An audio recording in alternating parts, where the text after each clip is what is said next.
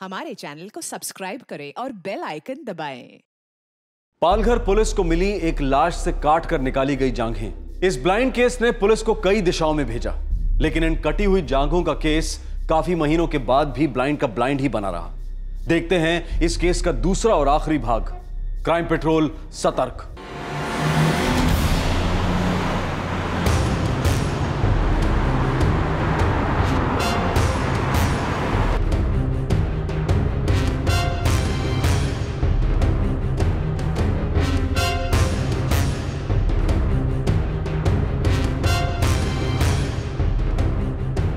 अगर DNA match कर गया तो उमेश भोयर के कातिलों को हम खोद खोद के ढूंढ निकालेंगे। लेकिन सर, अगर ये डीएनए मैच नहीं हो पाया तो हम फिर से उसी पॉइंट पर आ जाएंगे जहां से हमने इस केस की शुरुआत की, यानी कि हमारे पास रह जाएंगी सिर्फ कटी हुई जांघें, जो कि 25 से 28 साल के किसी पुरुष की। 7 महीने से घर वापस नहीं आया हमारा उमेश। एक फोन भी नहीं किया उसने। क्या हमारा उमेश हमें छोड़ के चला गया होगा इस दुनिया से? काश के ऐसा ना हो। काश के वो डीएनए टेस्ट मैच ही ना हो और हमारा उमेश कभी लौट के आए ही ना। एक आस तो बनी रहेगी कि एक ना एक दिन आएगा लौट के, शायद अपने चरस गांजे की लस्सी निकल के बाहर। उस दिन के ठीक 2 हफ्ते बाद डीएनए रिपोर्ट पेश हुई। इस रिपोर्ट के रिजल्ट ने भोयर परिवार पर एक दर्दनाक कहर बरसाया, पर दूसरी तरफ इस रिपोर्ट ने इस ब्लाइंड केस की अंधी गली की दीवार में एक छेद कर दिया। दशरथ जी, Nirmala ji, DNA sample match हो गया है। हमें जो लाश की जांघें मिली थी वो आपके बेटे उमेश की हैं।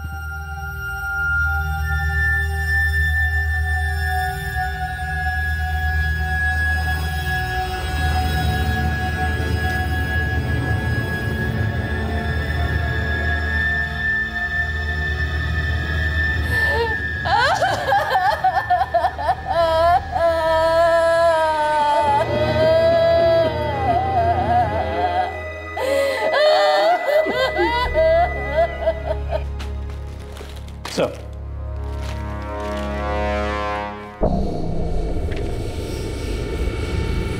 ये जो उमेश के 3 गंजेड़ी दोस्त हैं, राशिद, दानिश और गुरु दावने, तीनों को उठवाओ।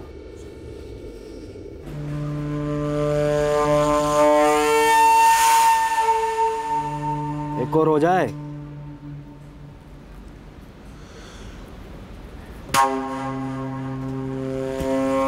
साला दोनों आउट हो गए।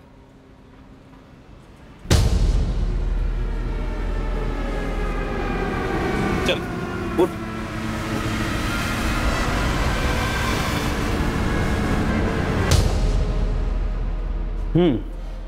चलो शुरू करो। साहब, मैंने हवलदार साहब को 7 महीने पहले बोला था कि वो साहब उमेश मेरे को बरोबर फ़ोन किया था और बोला कि मेरे को नहीं आने का है माल मारने। क्यों?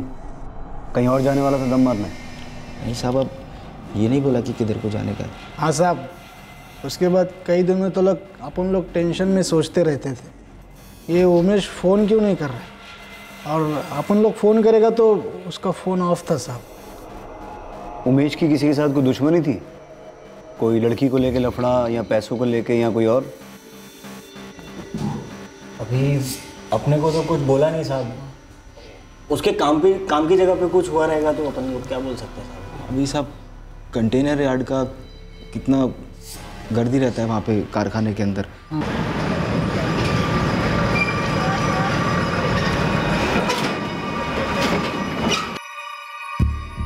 परसेकर साहब, जगताप जी जब पहले आए थे तब भी मैंने यही कहा था। उमेश भोयर काम यही करता था, लेकिन कैजुअल था, परमानेंट नहीं। किसी से कोई झगड़ा यहाँ पर? बिल्कुल नहीं, किसी से कोई लेना देना नहीं। बस एक दिन काम पर नहीं आया, फिर हवलदार साहब आए पूछने के लिए, तभी पता चला कि गायब हुआ है। हाँ साहब, हमें पता था कि उसे चरस गांजा पीने की लत लग गई थी। बार बार बोला साहब, मत कर। क्या कुछ नहीं किया उसको रोकने के लिए? साहब अपन 4 लोगों की एकदम मस्त टोली थी साहब। अपन अड्डे पे जाते थे, माल फूकते थे, मस्ती करते थे साहब बस।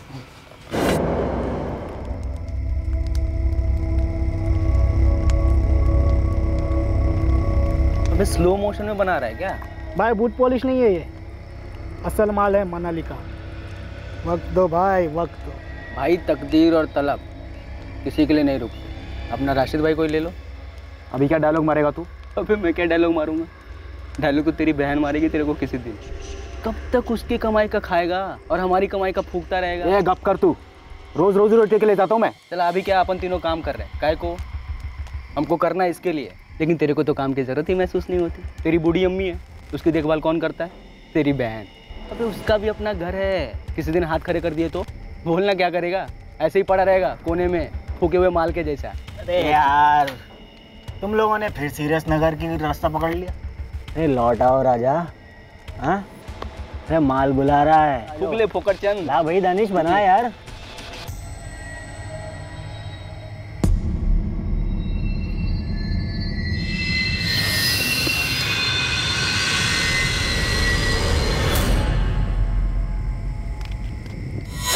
तो उमेश, दानिश और गुरु, इन तीनों के पास नौकरी थी और राशिद तू बेरोजगार था। हाँ साहब, अभी बैड लक चल रहा है आजकल। और ये बैड हैबिट, चरस गांजे की लत, ये कब से चल रही है? वो तो याद किधर रहता है साहब? तेरे को राशिद याद है क्या कभी तू पहली बार माल फूका था? हम लोग लिमिट में फूकते साहब, बस काम करते करते थोड़ा टाइम पास। तू दिन भर घर पे रहता है, दिन भर फूकता है क्या? नहीं साहब ये सच नहीं है साहब। तो सच क्या है? तो कुछ तो छुपा रहा है यार मुझसे। नहीं साहब कुछ तो नहीं, एकदम सच बोल रहा हूँ साहब। तो सुन राशिद, और तुम दोनों भी, दानिश और गुरु, तुम्हारे दोस्त उमेश का हुआ है मर्डर, कत्ल, और उसके बाद उसकी लाश के टुकड़े टुकड़े किए गए हैं, समझे? अब हम यहाँ टाइम पास करने तो बैठे नहीं। अगर हमें ज़रा सी भी भनक लगी ना कि उसके कत्ल में तुम्हारा कोई दखल है, तो तुम तीनों के भी वैसे ही टुकड़े किए जाएंगे, पर तुम तीनों की हालत उससे बदतर होगी। क्यों साहब? क्योंकि तुम तीनों जिंदा रहोगे, रेंगते रहोगे जेल में। साहब अपन लोग ने कुछ किया नहीं है साहब। साहब आई शपथ अपन सच बोलता है साहब। अपन लोग तो उसको फोन लगा। कुछ याद आए तो बुलाना मुझे। वो हर जगह अपनी बाइक पर ही जाता था साहब। लेकिन मिसिंग कंप्लेंट में तो कहीं नहीं लिखवाया कि उस रात भी बाइक पर ही गया था। क्यों नहीं लिखा गया पता नहीं, मैं तो बोला था। जगताप, इसमें बाइक के बारे में तो कुछ लिखा ही नहीं है। सब दशरथ बोयर ने जो बोला वही लिखा, उसने बाइक के बारे में कुछ बताया ही नहीं। दशरथ बोयर हड़बड़ी में भूल गया होगा सर। अगर उस रात वो बाइक पे था तो जाहिर सी बात है कातिल ने बाइक के भी टुकड़े कर दिए होंगे या बेच दी होगी। सर उसके माँ बाप ने बताया कि वो गले में सोने की चेन भी पहनता था।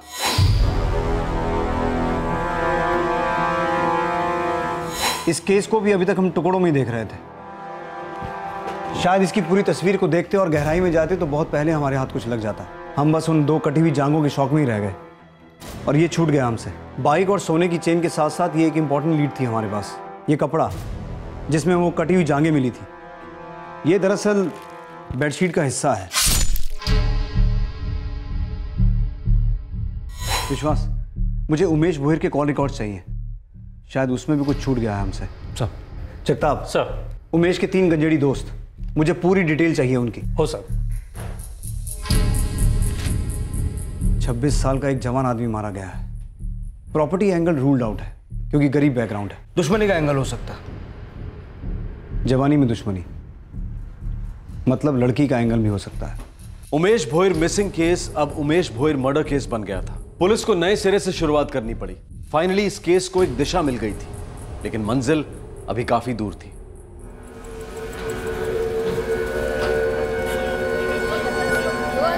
2000 से कम में नहीं होगा। ताजा सिंघाड़ा है 7 किलो का, लेके जाओ।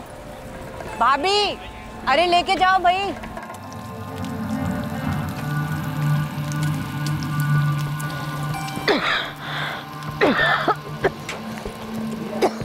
अरे अब आराम से।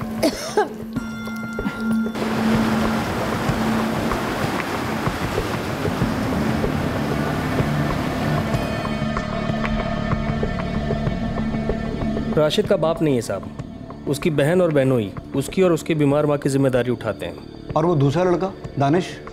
सर दानिश का बाप फिरोज भी मछुआरा है।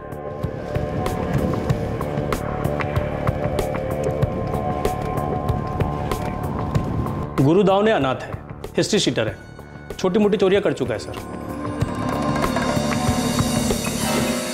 राशिद, दानिश और गुरु तीनों हिस्ट्री शीटर हैं। तीनों के पुलिस रिकॉर्ड्स हैं सर। उमेश का? उमेश का कोई पुलिस रिकॉर्ड नहीं है। उमेश को गांजे की लत कब से लगी? 1 साल पहले उमेश को गांजे की लत लगी। 1 साल पहले? जो आदमी 25 साल तक नशा ना करे और फिर उसे एकदम से गांजे की लत लग जाए, मतलब उसकी जिंदगी की चलना में कोई खास आग तो जरूर लगी होगी।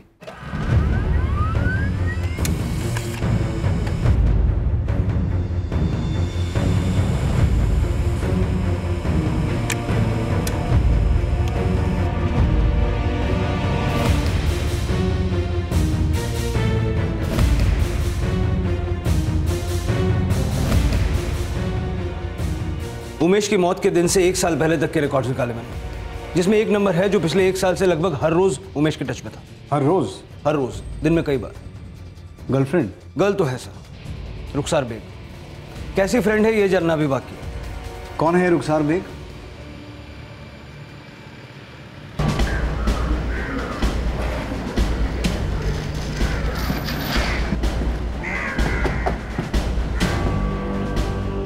जी जी, रुखसार हमारी बेटी है। क्या बात है साहब? इस वक्त कहाँ है रुखसार? वो अपने घर पे है, अपने शोर सोहेल बेग के। कहाँ है उसका घर? चिंचिणी में।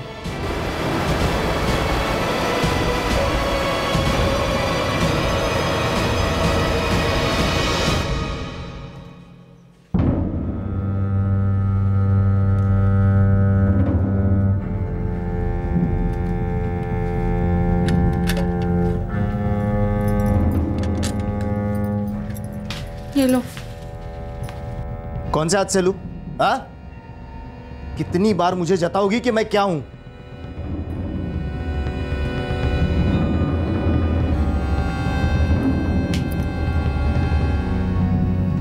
रुखसार 25 साल की है और 8 महीने पहले शादी हुई। अरेंज मैरिज है सर। 8 महीने पहले अरेंज मैरिज हुई, लेकिन उमेश से लगातार 1 साल से फोन पे बात कर रही है और 1 साल पहले से ही उमेश को गांजे की लत लगी। इन तीनों का कुछ कनेक्शन तो है। कनेक्ट करो। जी बोल रही हूँ। आप कौन? पालघर पुलिस स्टेशन से सब इंस्पेक्टर विश्वास पारसेकर बोल रहा हूँ। 7 महीने से आपके कॉल का इंतजार कर रही हूँ, जब से उमेश गायब हुआ है। तो आप उमेश के बारे में कुछ जानती हैं? जी लेकिन मेरी एक दरख्वास्त है। मैं खुद आके आपसे पुलिस स्टेशन में मिलूंगी, आप यहाँ मत आइएगा। कब आएंगी? बस अभी निकल रही हूँ चिंचणी से।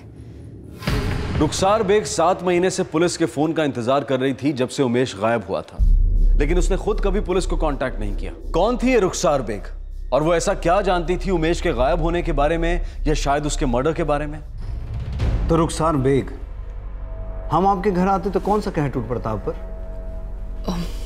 मेरे पति शकी मिजाज के हैं। किस बात का शक है उन्हें? आपके और उमेश के रिश्ते को लेकर? उमेश और मैं बचपन के दोस्त हैं, पड़ोसी था वो मेरा। बचपन का दोस्त, जवानी का बॉयफ्रेंड? जी नहीं, उमेश वो मेरे भाई जैसा था। पिछले 1 साल में फोन पर काफी बातें हुई आपकी अपने भाई समान उमेश से। भाई बहन का टच में रहना गुनाह है क्या सर? पिछले 1 साल में उसे गांजा की बहुत आदत पड़ गई थी। मैं दिन रात उसे फोन करके बस गांजा छोड़ने की कस्में दिया करती थी। आप पिछले 7 महीने से हमारा इंतजार कर रही थी, क्यों? क्या बताना था आपको? इंतजार कर रही थी सर क्योंकि मुझे मालूम था आप लोगों को ऐसा लगेगा कि हम दोनों के बीच कुछ है और आप मुझसे ज़रूर पूछेंगे। उमेश के गायब होने या उसके मर्डर के बारे में कुछ पता है आपको? कुछ नहीं सर, बस इतना चाहती हूँ कि जिसने भी उमेश के साथ ऐसा किया वो जल्द से जल्द पकड़ा जाए। रुखसार जी, मुझे क्यों ऐसा लग रहा है कि आप मुझसे कुछ छुपा रही हैं? सर अब मैं कैसे बोल सकती हूँ आपको कैसे और क्यों लग रहा है? मैं बस अपने बारे में बोल सकती हूँ और मुझे बहुत ख़राब लग रहा है सर। जिस इंसान के मैं इतने करीब थी वो इस तरह मारा गया। रुखसार बेग, आंखों में आंखें डालकर झूठ बोल रही है रुखसार बेग। सर लेडी कांस्टेबल लगा दी है, सर्विलेंस शुरू कर दी है। अब ये रुखसार 1 सेकंड के लिए भी हमारी और कानून की नजरों से दूर नहीं हट पाएगी।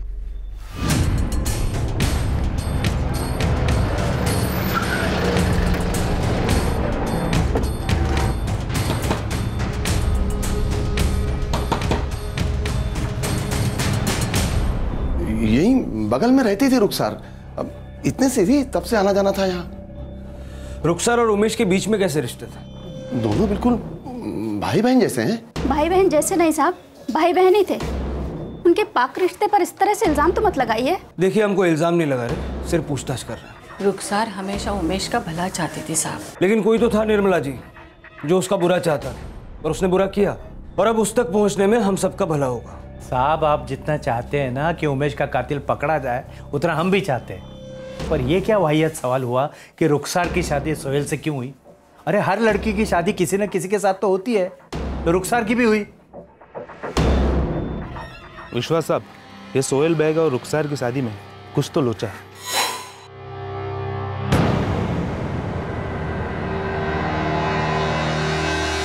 फैक्ट्री में काम करता था सोहेल, मशीन में हाथ गया और कट गया। हाथ शादी के पहले कटा या बाद में? शादी के काफी पहले कटा था। ये रुखसार के माँ बाप ने सोहेल को क्यों चुना? कोई खास वजह? वही तो लोचा है साहब। यहाँ बिरादरी में ये बात फैली है कि सोहेल को शादी के लिए लड़की नहीं मिल रही थी, और वहाँ रुखसार की अम्मी अब्बू को पता नहीं कौन सी ट्रेन पकड़नी थी कि उसका हाथ इसने सोहेल के हाथ में दे दिया। जोड़ी बोले तो तेल और पानी है साहब। सोहेल मुझे सही बंदा लगा, इसलिए मैंने उसे चुन लिया। अब इस पे भी सवाल या निशान? यानी बाप को तो कोई हक ही नहीं है क्या? सर रुखसार के माँ बाप झूठ बोल रहे हैं। उनको ना सर किसी भी तरह से रुखसार को उस घर से, उस मोहल्ले से दूर करना था। ऐसा क्या हुआ था वहाँ? साहब मैंने मोहल्ले में जाके पूछताछ की। ऐसा है ना सर कि रुखसार खूबसूरत है और मोहल्ले के लड़के उस पर मरते भी थे। ये तो हर मोहल्ले की कहानी है। पर रुखसार रिटर्न फायरिंग भी करती थी। हबीबा और असलम 24 घंटे गैस पर रहते थे। अब तो घुस पुसा कर भी लोग बात नहीं करते, ना ही दबी जबान में कोई कुछ कहता। सामने से आकर कहते हैं लड़की को संभालो वरना मुंह काला कराएगी किसी दिन। कर करा कर और हम क्या कर सकते हैं? समझाया, डांटा, मैंने कितनी बार तो हाथ भी उठाया, तुम जानती नहीं क्या? पर कुछ फायदा हुआ? कुछ नहीं। मैं तो कहती हूँ हाथ उठाने से बेहतर है उसका हाथ किसी के हाथ में दे दीजिए। एक बार शादी हो गई तो सारा आशिकी का भूत उतर जाएगा सर से, और जब घर गृहस्थी बच्चों के चक्कर में पड़ेगी तो अपने आप लाइन पे आ जाएगी।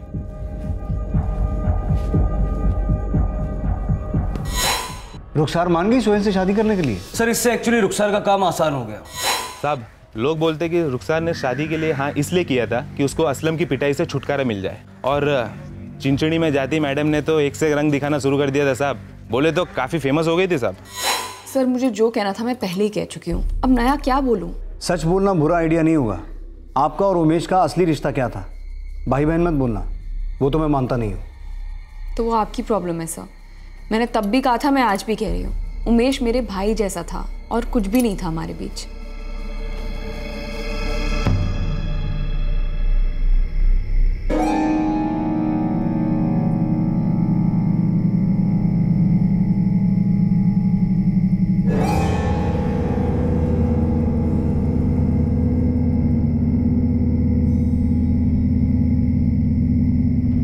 वो दोनों एक दूसरे को जानते थे साहब? अभी इससे ज़्यादा मतलब मेरे को मालूम नहीं है साहब।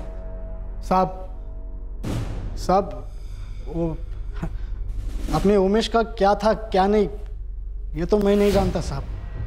हाँ मगर उस रुखसार के कई सारे लफड़े थे मोहल्ले में, और उतने ही उसके लवर भी थे साहब। राशिद, एक बार पहले बोला था फिर बोल रहा हूँ, आखिरी बार, सच बोलेगा कम पिटेगा। बोल दे, बोल।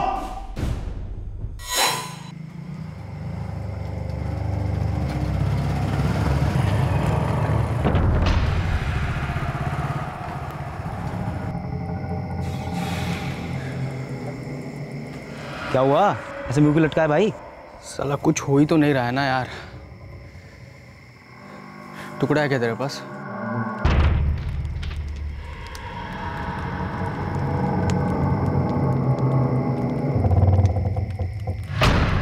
ये साइलेंट फिल्म का हीरो, कुछ तो बोल।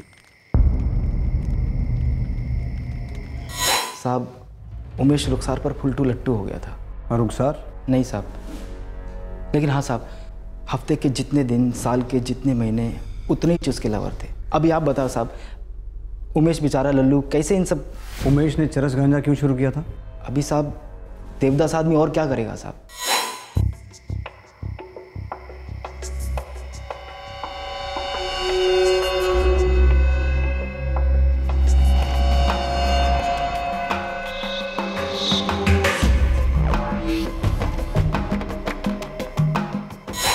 साहब अभी 1 साल पहले का बात है।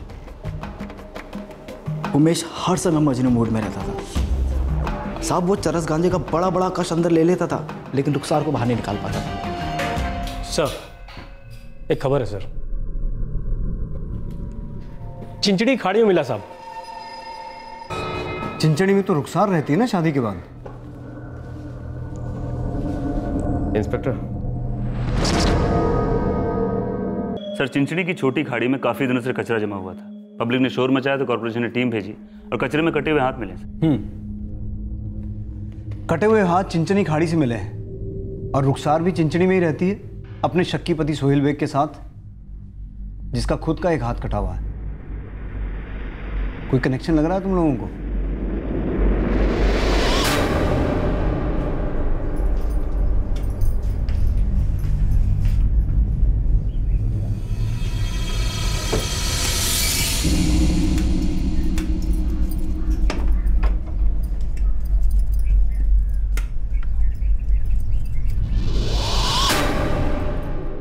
कटी हुई जांघें शिवखेड़ पालघर में मिली जहां उमेश रहता था, और 7 महीने बाद कटे हुए हाथ चिंचड़ी में मिले जहां रुखसार शादी के बाद रहती थी। 3 सवाल उठ रहे थे।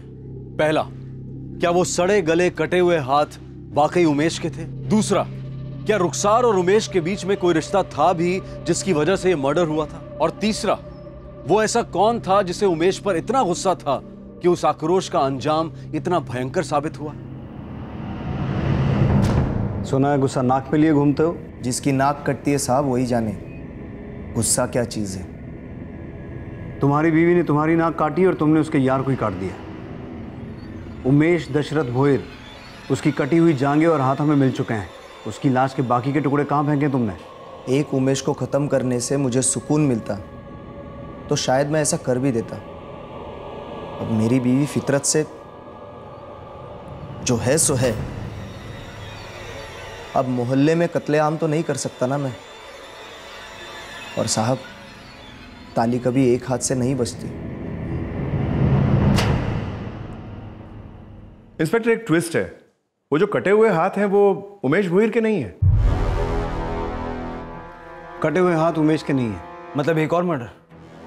हाँ विश्वास, एक मर्डर केस सुलझाने चले थे और 2 सामने आ गए। उमेश भोयर की कटी हुई जांघें हमें मीनाक्षी लोखंडे केस तक ले गई, और उमेश भोयर के केस में अब भी हमारे पास कोई सॉलिड लीड नहीं है, सिवाय एक बेनाम रिश्ते के जिसका नामकरण अभी बाकी है।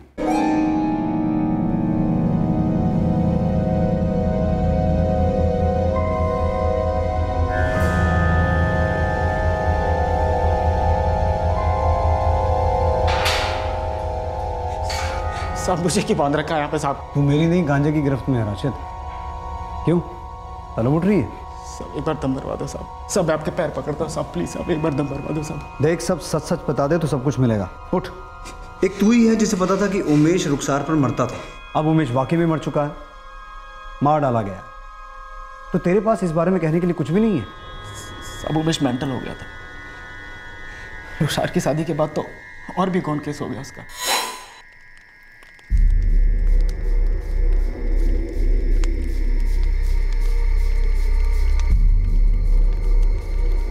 लाइन ही बिजी बता रहे हैं। लाइन मारने वालों की कमी थोड़ी है, आप ही खड़े हो कतार में। वे ओ फोकरचंद, अपने ज्ञान की ना पूरी बना, समझे?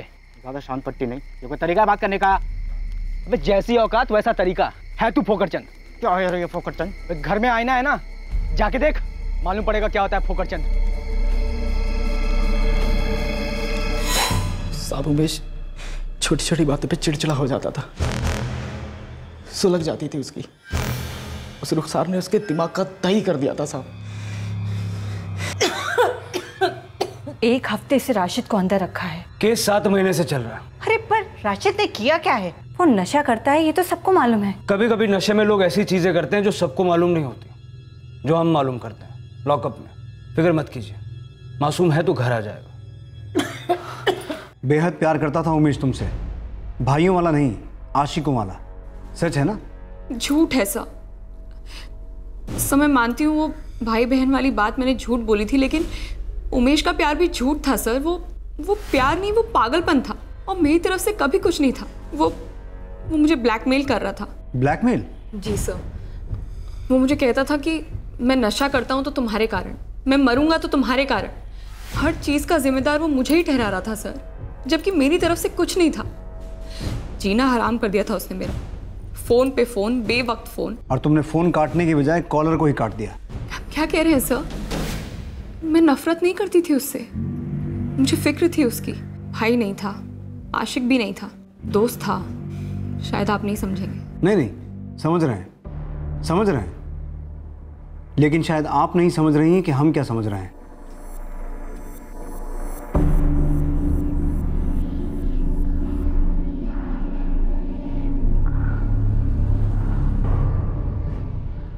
सर, दानिश, राशिद और गुरु के परिवार वाले उबल रहे हैं। एक हफ्ते से हमने उनको बिना अरेस्ट किए लॉकअप में डाला है।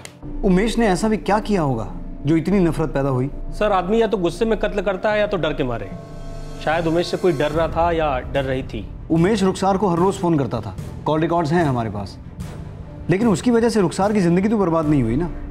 वो खुद मानती है कि वो उमेश से नफरत नहीं करती थी। लेकिन उसने एक झूठ हमसे ऑलरेडी बोला है सर, भाई बहन वाला। लगता तो मुझे भी ऐसा ही है। इस कत्ल का रुखसार से कोई ना कोई कनेक्शन तो ज़रूर है। एक लड़का जो दिन में नौकरी करता है, लड़की के पीछे दीवाना है, लेकिन लड़की की शादी हो गई है, लड़का गंजेड़ी हो गया है, हर रोज़ उसे फ़ोन करता है और फिर एक दिन उसे काट दिया जाता है।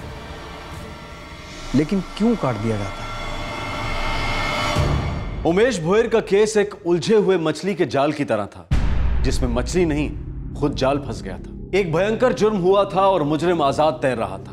पर जब ऐसा लगने लगा कि इस केस में पानी सर के ऊपर चढ़ने लगा है, तब सुराग का एक तिनका अपने आप तैरता हुआ पुलिस के पास आया। एक ऐसा सुराग जिसमें इस केस का सारा रहस्य लिपटा हुआ था। एक छोटा सा झूठ का हुक फेंकते हैं, देखते हैं सच के जाल में फंसता है या नहीं। साहब, आपको सच्ची सच्ची बोलूं तो मेरा और उमेश का कोई ऐसा खासमखास दोस्ती नहीं था साहब। उमेश का सबसे ज्यादा राशिद से जमता था साहब, और राशिद और दानिश बहुत अच्छे दोस्त हैं। बहुत अच्छे दोस्त हैं। हाँ साहब। इसीलिए तेरे नाम का बिल फाड़ दिया उन्होंने। मेरे नाम का? मैं समझा नहीं साहब। क्या? राशिद और दानिश ने बयान दिया है कि उमेश का मर्डर तूने किया है। चल बता, क्यों मारा तूने उमेश को? साहब, ये दोनों येड़े हो गए हैं साहब, ये दोनों एड़े हो गए हैं साहब। इनको थोड़ा माल दो फूकने के लिए कुछ भी बोल रहे हैं। आई शपथ साहब, मैंने कुछ नहीं किया साहब। ये दोनों ना, क्या? जिस रात को ये उमेश आया नहीं ना अड्डे पे, जब ही वो गायब हुआ साहब। क्या हुआ था उस रात को? साहब, वो रात को ये दोनों भी नहीं आए थे ना अड्डे पे, और ये दोनों फोन भी नहीं उठा रहे थे। मैं अकेला बैठा रहता झक्के मारता हुआ। और ये बात बताने के लिए तूने 7 महीने लगा दिए साहब। गुरु झूठ बोल रहा है साहब, मैंने कुछ नहीं किया। गुरु झूठ बोल रहा है साहब। और राशिद, वो भी झूठ बोल रहा है। राशिद ने तेरा सारा चिट्ठा खोल दिया। दानिश, कैसे तूने रुखसार के कहने पे उमेश का कत्ल किया है? नहीं साहब, बिल्कुल नहीं साहब। कैसे तूने उमेश की लाश के टुकड़े टुकड़े करके और जांघें शिवखेड़ की खाड़ी में फेंकवा दी? नहीं साहब, वो मैंने नहीं फेंकी थी। तो फिर किसने फेंकी थी? बाकी की लाश कहाँ है?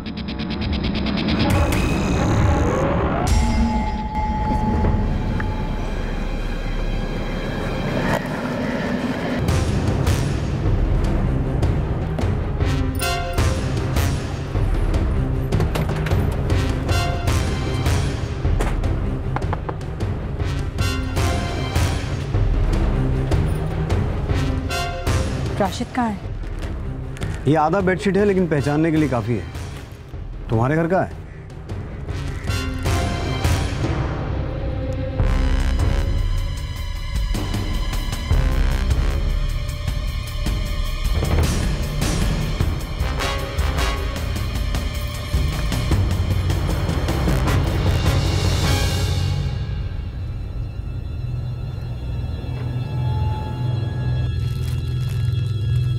जी हाँ, ये तो हमारे घर की चद्दर है।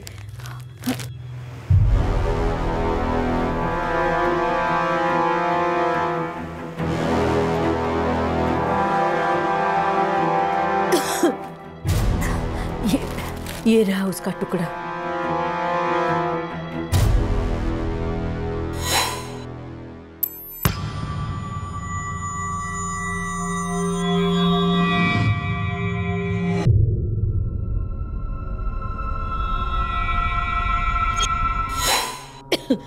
साहब, ये आपको कहाँ से मिली?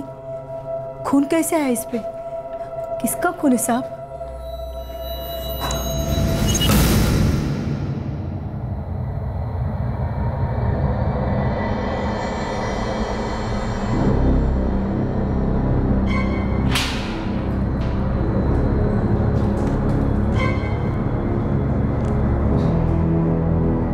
दानिश ने बिना दम मारे तुम्हारे राज को बाहर फूंक दिया राशिद। दिमाग सटक गया है साहब इसका। इतने दिनों से माल फूकने को नहीं मिला ना, तो इसलिए टेढ़ी टेढ़ी बातें कर रहा है। तुम्हारी अम्मी फरीदा तो कोई नशा नहीं करती ना राशिद।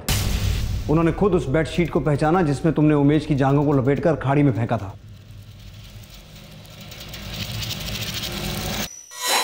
बाकी लाश कहाँ है? बोल!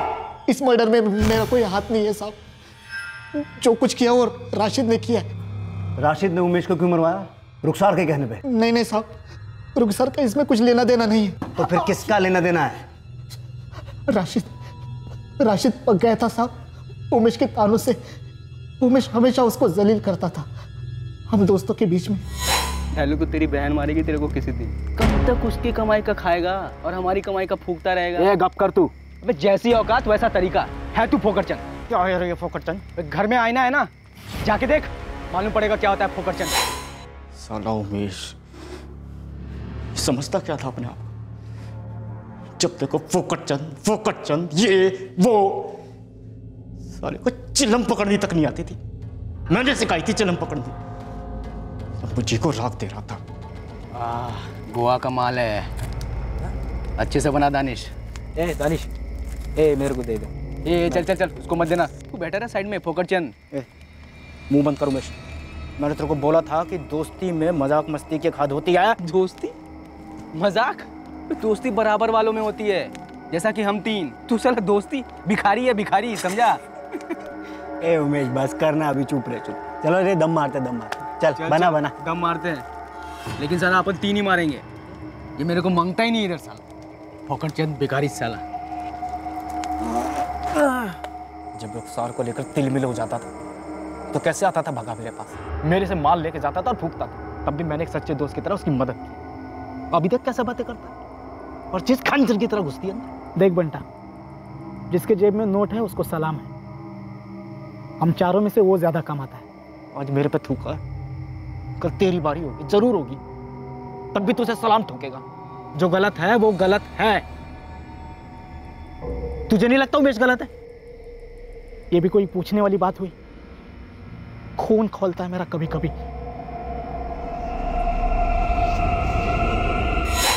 सब जैसे गांजे की लत होती है ना, ऐसी मजाक करने की भी एक लत लग जाती है। और यही लत लग गई थी उमेश को।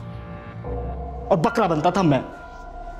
एक दिन खाली नहीं जाता था जब मेरी खिल्ली नहीं उड़ाता था। और एक दिन तुमने उसकी गर्दन ही उड़ा दी। नहीं साहब, मेरा उसको मारने का कोई इरादा नहीं था। राशिद, तुमने उसे अपने घर बुलाया था ताकि तुम उसका कत्ल कर सको। सर मैंने घर बुलाया था क्योंकि मैं सारा मामला ठंडा करना चाहता था, उसे समझाना चाहता था। और सब फोन भी उसी ने किया था सामने से।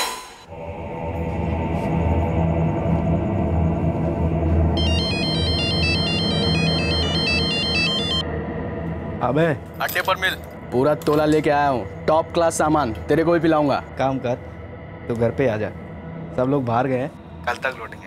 मेरे पास एकदम रापचिक माल पड़ा है, मस्त करके फूकेंगे। आजा। क्या बात कर रहा है? तेरे पास सामान है? माला माल भिखारी है? फिर तो आना ही पड़ेगा, निकल रहा हूँ। आजा आजा साले आजा। उस रात तुम्हारी अम्मी बीमार थी, हॉस्पिटल में थी। लेकिन साहब ये बात आपको कैसे पता? उस रात 16 अप्रैल को आप लोग कहाँ थे? अम्मी की तबीयत बहुत ख़राब हो गई थी, तो अम्मी को हॉस्पिटल में एडमिट करवाया था। और माजिद भाई मछली पकड़ने के लिए नाइट ड्यूटी पर थे। आपको पता था कि उस रात राशिद यहाँ अकेला नहीं था? मतलब यहाँ घर पे कोई आया था? राशिद ने उमेश को यहाँ बुलाया था।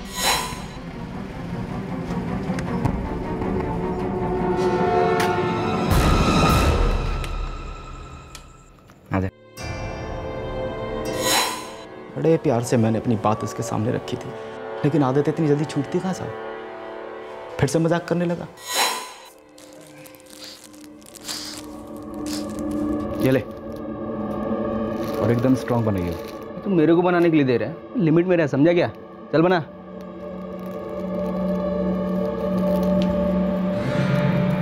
एक बात पूछनी थी उमेश। मेरा माल बना रहे, बाद में बक।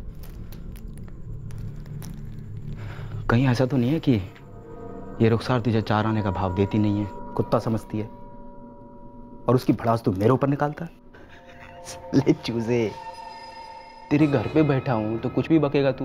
अबे क्या मेरे को मालूम नहीं है तेरी कितनी जलती है ये जानकर के रुखसार मेरे पे मरती है? और तू उसके लिए कुछ नहीं है ऐसा, एकदम गुल। साला सड़क पे बैठा भिखारी रहता है ना, एकदम उसके जैसा। आइंदा मुझे भिखारी मत बोलियो, लास्ट बार कह रहा हूं। काय को नौकरी लग तेरी? ये माल तू अपनी कमाई का लेके आया है? अबे ये भी किसी ने भीख में दिया होगा। बस कर तू, बोल रहा मैं तेरे को। साला गुस्सा किसको दिखा रहा है बे? हैं? चले चल, हवा आने दे।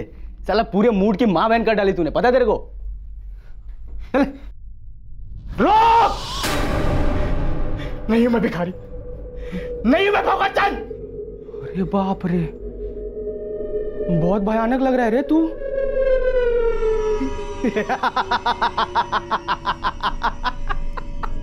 पता नहीं सब दिमाग में क्या सटका, ऐसा लगा जैसे कोई तार सी टूट गई है। मेरे हाथों को पता नहीं क्या हो गया साहब, मतलब आंखों को पता नहीं क्या दिखाई दिया, मतलब मेरे सर में, दिमाग में साहब, मेरा जो दिल, दिमाग, बदन, ऐसा लगा जैसे टुकड़े टुकड़े हो गए साहब।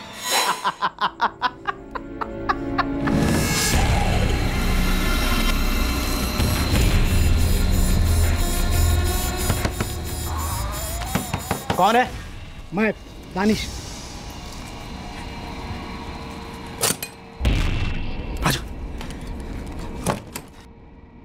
वाट लग के सफाई करते करते। अबे खून किया है तूने, कीमत तो चुकानी पड़ेगी। यार ऐसा तो मत बोल यार तू। मुझे भी कीमत चाहिए। उमेश की बाइक चाहिए मुझे, उसे बेचकर पैसा रखूंगा मैं। नहीं मिल सकती तुझे बाइक। क्यों? अरे बाइक मैं बस स्टेशन पे खड़ी करके आऊँ, ट्रेन पकड़ के घर लौटा हूँ। बाइक कहाँ पे रखा है मुझे बता, मैं जाकर ले लूंगा। मिल चाहिए तुझे बाइक, कुछ 1000 रुपए के लिए अपनी और मेरी लाइफ दोनों के डेंजर में डाल दी तू। तुझे बड़ी पड़ी है लाइफ की, हैं? और डेंजर की तो बात ही मत कर साले। अब इतना याद रख, मर्डर सिर्फ तूने किया है। मुझे सिर्फ पता है तूने किया है, मैं तो यहाँ आया ही नहीं। बॉडी तूने काटी, उसके अलग अलग टुकड़े तूने फेंके, सिर्फ तूने। समझा ना? समझ गया मेरे बाप, अब तू समझ जा। तू और मैं इस बारे में दोबारा बात नहीं करेंगे, समझा तू?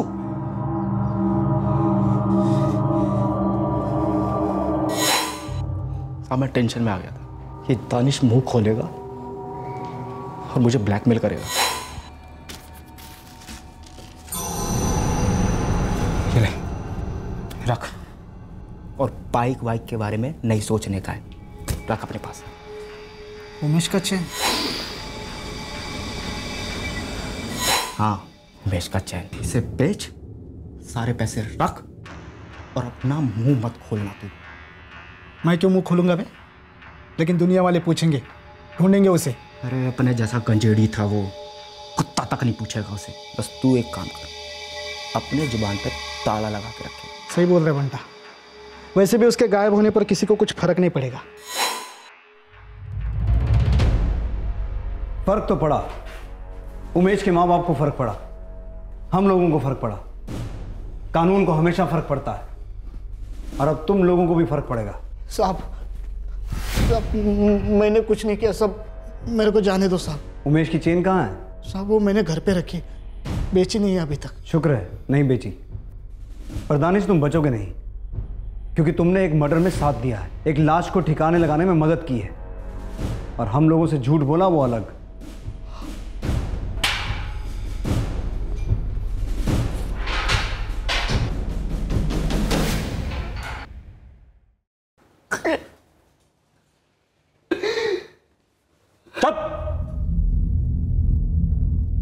क्यों मुंह खोला तूने? तो करा था कुछ नहीं बताऊंगा, वादा किया था ना तूने।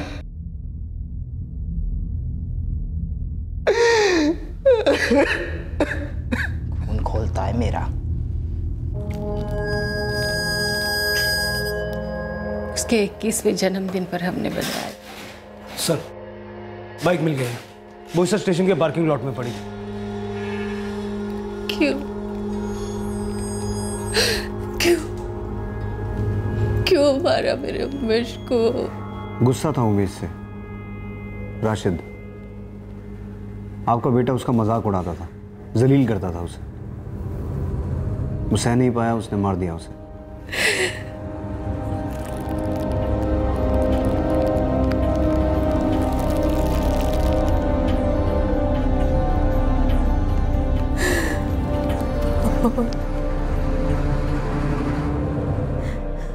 यही इसी घर में हमारे राशिद ने अपने ही दोस्त का कत्ल किया, बोटी बोटी कर दी उसकी। या अल्लाह। मम्मी, गलती तो हमारी ही है ना। जब राशिद जेल गया हम उसे छुड़ा कर ले आए जमानत पर। मम्मी, राशिद ऐसे ही खूनी नहीं बना, उसे खूनी बनाया है हमने। राशिद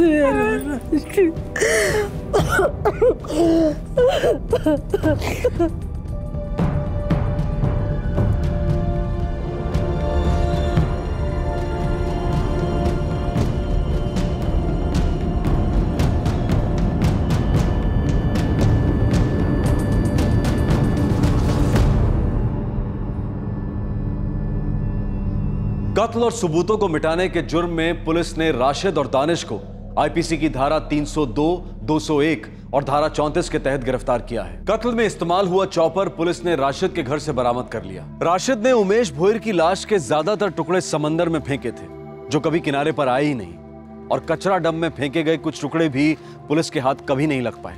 रुखसार के घर के पास से मिले कटे हुए हाथ किसके थे, इसका पता चलना अभी बाकी है। ऐसे केसेस में इन्वेस्टिगेशन काफी लंबी खिंच जाती है। उमेश का केस क्रैक होने में लगभग 7-8 महीने लग गए। इस केस की तहकीकात ने एक और मर्डर केस का पिटारा खोला, जो था मीनाक्षी लोखंडे मर्डर केस। इस केस की तहकीकात में भी पुलिस और फोरेंसिक टीम का काम सराहनीय था। मीनाक्षी दिगंबर माने के घर बिन बुलाए मेहमान की तरह पहुंच गई, लेकिन दिगंबर एक वक्त के बाद उसके साथ रिश्ता नहीं रखना चाहता था। लेकिन मीनाक्षी अपने लिए दिगंबर की बढ़ती हुई नफरत को महसूस नहीं कर पाई और उसे अपनी जान गंवानी पड़ी। दूसरी तरफ रुखसार उमेश के साथ किसी भी तरह का रोमांटिक रिश्ता नहीं रखना चाहती थी, लेकिन उमेश उसकी ना को सुन नहीं पाया और अपने दर्द को नशे में घोटकर पीने लगा। आपसे फिर मुलाकात होगी एक और नए केस के साथ। तब तक अपना ख्याल रखें, सुरक्षित रहें और याद रखें, किसी की निंदा करने में समय लो, पर प्रशंसा तुरंत करो। सही वक्त, सही कदम, सतर्क रहें। जय Hind. For more updates, subscribe to our channel, click the show links and enjoy watching the videos.